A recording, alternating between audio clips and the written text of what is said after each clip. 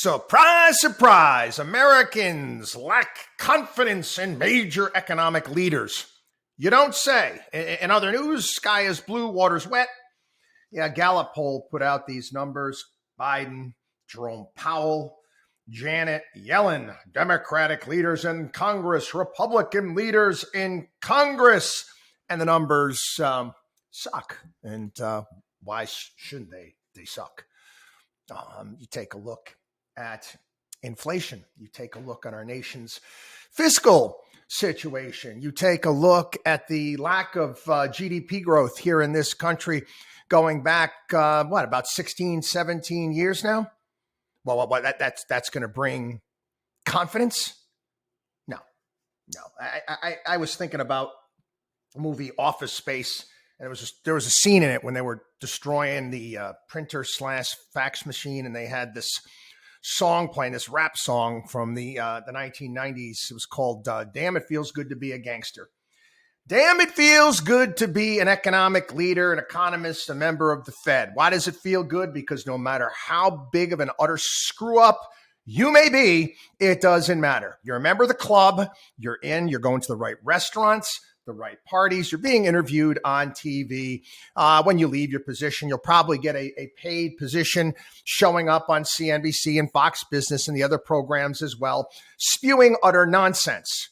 But do you serve any purpose at all? No, not really, because you just continue to screw things up.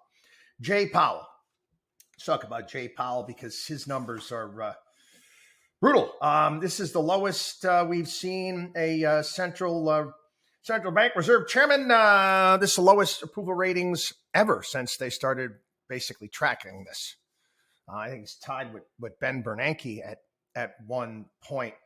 And why is that?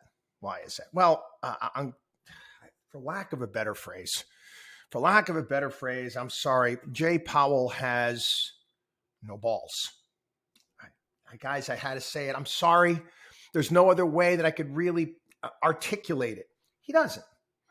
He goes up and he gives his little chit chats. He goes in front of Congress and he talks about the tools that we have, the tools at our disposal. Dude, you can't be that dumb. You know you don't have the power over the nonsense that's taking place in Congress and in these administrations who just spend and spend and spend at all the acronym agencies. You don't have any control over that. You don't have any control over the avian flu. Why don't you just come out and say it? Volcker did. Volcker, we're going to do Fed chairman. We're going to have a television show, Fed chairman with balls. You had Paul Volcker. Yes. He would criticize Congress, the government, and spending and regulations which drive prices up. Not anymore. That's not the position of the Fed chairman. Tie it in is an example. Here's an example of inflation. Biden administration, again, regulatory onslaught. I mean, it's just one thing after another, driving the costs up for everything. I mean, the average price of a car in the United States is $48,000. $48,000. That's nuts. It's nuts. Anyway, got another one here. Manufactured homes. 22 million Americans live in manufactured homes. Another name for it is mobile homes. Their median household income is $35,000 a year. The average cost of a manufactured home ranges from $72,000 to $132,000. Again, traditional house average about $365,000. Anyway, manufactured homes, Wall Street Journal today, 9% of new single-family homes that start in 2021. That's 100,000 affordable homes, 100,000 of them. Now, you would think we'd want to be, obviously encouraging this, especially with the massive homeless problem that we have right now, but neither here nor there. You've got Jennifer Granholm, former governor of Michigan that somehow became energy secretary because she was well connected. She doesn't know a damn thing about energy. I would be surprised if Janet could actually change a light bulb. Jennifer Granholm, excuse me. I would be surprised if she could change a light bulb. There's no damn thing about energy. She's a bloody attorney. Bloody attorney. But again, you got the Department of Energy, huge onslaught of regulations. They unveiled a rule that condensed a decade of efficiency rules, again, green rules, all at once, and they gave the manufactured home business 1 year to comply. Now, when the crazy government regulators impose regulations on, let's say, I don't know, your pool pump or a hot water heater, whatever it may be, they give them usually some time to implement this. No, 1 year. Guess what? At a minimum, it's going to raise the price of manufactured homes, all of these regulations that they're throwing in, at the minimum of $4,500. Again, is that not inflationary? Damn straight. Can Jay Powell do anything about it? Well, yeah, I guess he can. The one thing that Jay Powell can do about it is, just destroy the economy and put more people out on the streets and out of jobs. I guess. That's basically it, right? That's his tool. Yeah, it's our tools. Your tools at your disposal they're blunt instruments. What's being done right now by these other economic wizards there in Washington, D.C., you can't deal with. That's why nobody has any confidence in anyone. And we got that stupid meeting today. Oh my God. I'm working out early this morning. CNBC, Fox Business on, back and forth in the background. I started around 5 a.m. And, debt ceiling meeting. Big meeting, big powwow today. Biden and McCarthy, and they're going to sit down. Mitch McConnell's going to be there, and Jefferson. It's for what? For what? And again, they'll come up eventually with some compromise, and Kevin McCarthy's proposal is not harsh by any stretch of the imagination. I mean, he had to do everything and anything to get that through the Republican caucus in the House because they felt that it didn't go far enough. God forbid we force people that are able-bodied to actually work or get some sort of job training to receive benefits. Oh, geez, heavens to Betsy, no. Not that. Work? Oh, come on now. Anyway, let's take a look at some of the numbers now. Why would people feel confident here? April is usually the best month for the Treasury because it's tax day. This year, the April budget surplus fell by $135 billion from a year earlier, including adjustments for timing shifts in federal outlays. The decline was $274 billion, 73% from 2022. So this shows that there's going to be bigger budget deficits for the rest of the year. Deficit for the first 7 months is already $928 billion. That's 236% higher than in 2022. 236% higher.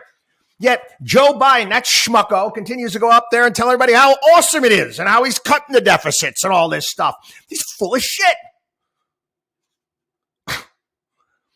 We still have an economy that's not in a recession. It's still growing. Unemployment is low, and these numbers are this bad. Get your arms around that. Spending is up. Why? Spending's up 12%. Spending's up 12% in the first 7 months. This is Congressional Budget Office information. The Congressional Budget Office, I wouldn't say they're very conservative when it comes to their numbers. They're always under. They always underestimate government spending. 12%. first 7 months, nearly 400 billion. Entitlements are up 11%. Education spending, because of student loan changes, up 56%. Again, you can take a look at the litany of items that Congress passed through in Joe Biden's first 2 years. And wait for this. Again, big CI told you freaking so moment here. Interest on the national debt rose 40%, $107 billion. It's already $374 billion for the first 7 months. I don't see the Fed lowering rates anytime soon. So this is going to continue to get worse instead of better. Again, that interest compounds, right? I talk about this all the time. You want compounding to work for you. Well, our folks in Washington, D.C., our economic leaders, Wizards of Smart in Washington, D.C., have compounding working against us, we the taxpayers. Revenue is down 10%. Individual income taxes fell 18%. Oh, that's okay. We're going to hire 80,000 IRS agents. Sure you are. Oh, yeah. We're gonna go out and beat the bushes and beat people up and try to get nickel and dime people as best we possibly can. The CBO says it's too early to know for sure, but it suspects. Gee whiz, could be lower than expected realizations of capital gains last year. Oh, you don't say. Again, we got big debt ceiling meeting today. Oh no, we can't cut anything. We have full faith and credit. And again, you listen. You got Janet Yellen. There's no confidence in her either. She's giving a talking about the sky's going to fall, world's going to end. If she doesn't get the money that she needs, that debt ceiling is not raised by June 1st.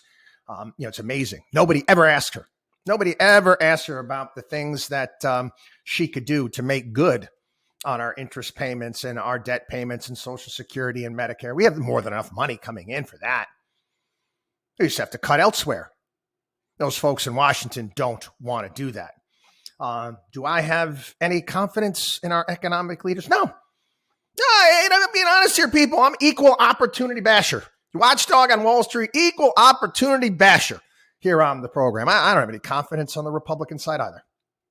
Zip, zero, zilch, nada. Until we get real business owners into positions of power, people that understand this, people that again are not looking to further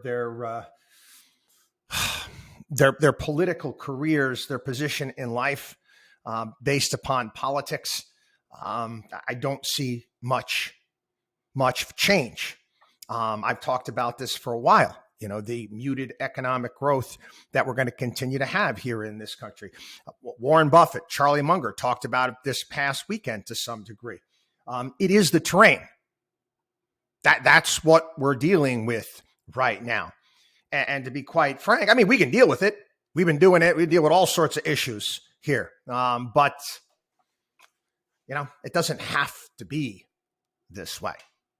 Watchdog on WallStreet.com.